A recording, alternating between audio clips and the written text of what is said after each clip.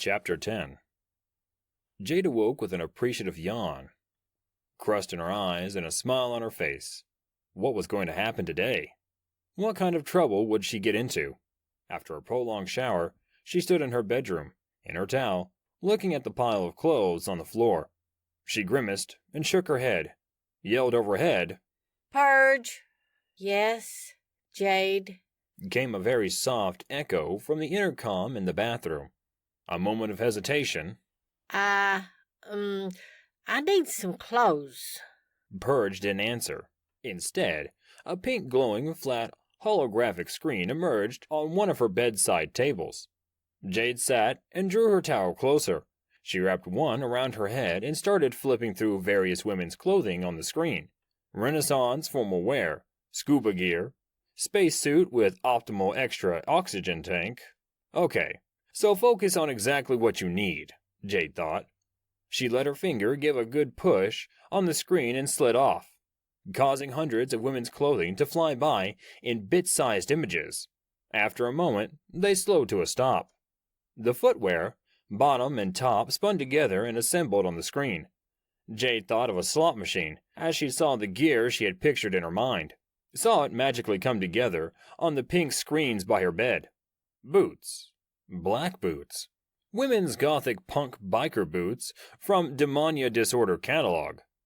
Jade imagined comfort, being able to run, good stomping capability, and an extra 3 inches in height. Yeah, welcome to the 5-Foot Club. Dark gray, denim skinny jeans with a couple of well-placed shreds. Black strappy cami. Jade put her finger to her lips and smiled, then pressed the button on the vintage charcoal pale plum jacket, with blue studs and a blue scarf. A quick pink swirl of light on the bed next to her, and there were her clothes. The pink screen evaporated. She squealed and giggled. Still not quite right yet, though. An hour later, Jade emerged from the bathroom with blue hair, even had it trimmed. Much easier than doing it herself in a trailer in 1997. She found this place basically had a salon in the bathroom if she needed it. "Thanks, Purge." From overhead, she heard the time machine's voice as she left. "You are welcome, Jade." Jade strolled over the threshold, the entrance to her room shrinking to a small mirror behind her. She held up her hand, and it floated to her palm, landing with a slight slap. She smiled. She was getting this. In some strange way, it was all making sense to her, how it all worked. There was music overhead, pumping throughout the entire control room. Creedence Clearwater Revival, Run Through the Jungle. Weird, Jade thought, as she stepped to the main porcelain and chrome lectern. She gently, sliding the small mirror into the dark granite slab, and the moment she did this, something appeared on the console. Jade laughed. It was a warm, pressed Nutella pennon in a bottle of strawberry and kiwi juice. She took a prolonged stroll, walked in a long, long circle around the white, shiny chrome bridge, eating, sipping, thinking. The massive interior actually seemed to have grown, stretched out. Some new chairs, more terminals, a big octagonal screen. Jade high-fived Purge in her head. Good for you, girl. The song continued overhead to a harmonica lead as she landed back where she started, sitting on a bar stool next to Traveler's podium from the future. Traveler emerged through the column wall from outside, carrying the head of the master of the land of fiction. "I don't care." Heading to the lectern. Cornelius came in behind him. The stranger in white slammed the head down, brain exposed, wires dangling loosely on the control console. "I've had to attach and reattach Mr. Nasty old Wizard Mummy Head too much in the last 17 hours. This is the last time. No one in 1927 Portland cares if you wanna be a Danka in Vegas." The Golden Dragon snorted and sat in a chair next to Jade. She had just finished eating and was applying blue shadow. Without looking at Traveler directly, she asked, "How is the dragon still here?" "He's the bomb." Traveler exclaimed, arms spread out. "I'm sure he'd be a hell of a dancer in Vegas." Jade dismissed, peering closely into her compact, reapplying a spot. "Bomb diggity." The stranger in white began fiddling with the loose wires attached to the disembodied head of the dead Time Lord. I don't think you get it. Cornelius is a construct from the anti-universe. He plugged in cords, typed something on the console. A white void collapsed byproduct. If I activate him outside in the normal universe, within 27 seconds, there would be... Purge's resonating, automated female voice interrupted from overhead. A substantial explosion, ranging in power, capable of wiping out a single planet up to an entire star cluster or galaxy system. Inadvisable. You are an insufficient operator. Traveler nodded his head from shoulder to shoulder, impatiently. So, we have a really big bomb, if we need it. He grinned. Jade peered over at the large dog-sized dragon. Why'd you shrink him? So he could fit through the door. Traveler looked down at his watch. Try to keep up. He finished as one eye rolled up to look at her, one eye remaining on his watch. Jade was taken aback by this very strange, very alien mannerism. She almost gagged. Do not ever do that again. He looked up to the massive ceiling as Purge changed the song to Black Out by P.O.D. Shook his head. But the mighty, majestic, glorious golden dragon. Traveler looked at him. Cornelius. The dragon folded its arms, stared at Traveler. Can still get to about the size of a commercial jet plane. Normal size, if he wants. Jade applied blue lipstick, then closed her compact, returned it to her purse. Traveler ranted one last barb. If the damn thing could ever shut up for 5 seconds. I don't hear anything. Oh.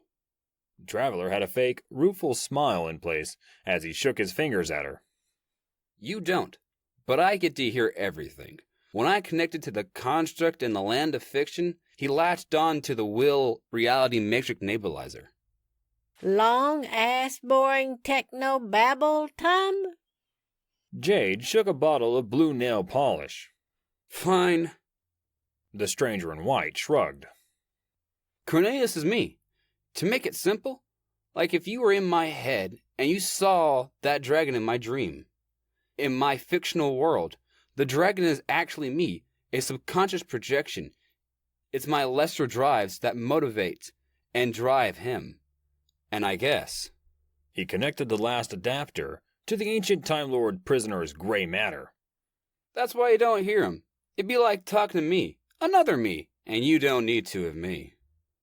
Jade began coloring her fingernails. When you're right, you're right. She saw the dragon looking at her from the corner of her eye. She spun her head toward him, caught the dragon staring intently at her ample bosom. Then Cornelius was suddenly interested in sharpening his talons. He yawned. Jade shook her head, continued working with the blue nail polish. Guys are all the same. The mechanical angelic sound of Purge dematerializing replaced the hard rock chords in the immense bridge. Jade stood, shaking her fingers. Traveler wiped his hands and stepped to her, inches from her face, ancient eyes penetrating her. As before, she would try to look away at something else, but his face followed hers, locked on, just reading her eyes. She placed her left palm on his nose, fingers gently cupping his face. Jade pushed him back. Where are we going? He blinked several times. You've done something different. She sighed as she felt her tummy doing a tilt-a-whirl. The melodic, inhuman chore gave Jade chills, announcing that Purge had materialized. They landed. You're so visceral. Traveler grabbed his white coat, straightening his white tie. Always eating, or sleeping, or bathing, or changing clothes, or sweating, or... Jade nodded with perfectly trimmed eyebrows raised. I'm a human. I live at 100%. Being human seems exhausting, he concluded. She looked over at the disembodied head.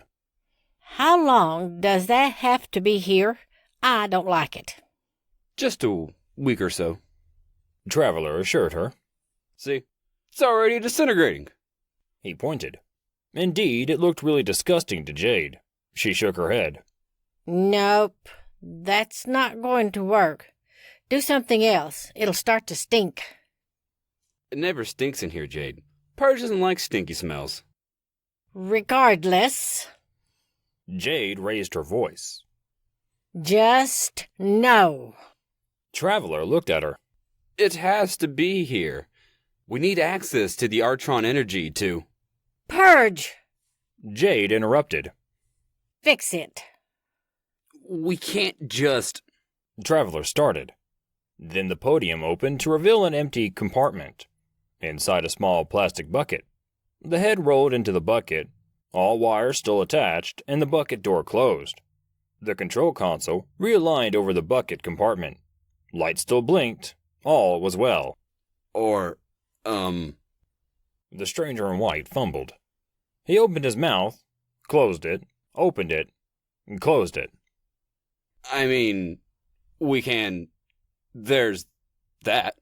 He shook his head. We can do that, sure. Where are we? Jade asked. Illinois, October 29, 1980. Traveler announced. My birthday? Indeed. She looked at him, waiting for the why part.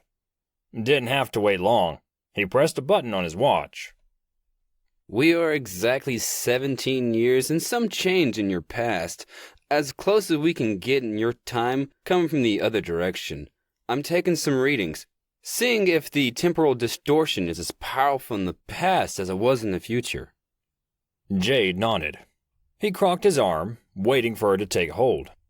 She ignored him and disappeared through Purge's exit wall, smiling as she stepped out into the past. It was fall. They had returned to the graveyard in Illinois, just a lot earlier. It looked a bit fresher, but ultimately still looked the same as it always did. A crow yelled at her as it flew overhead. They were back in front of the tiny old mausoleum.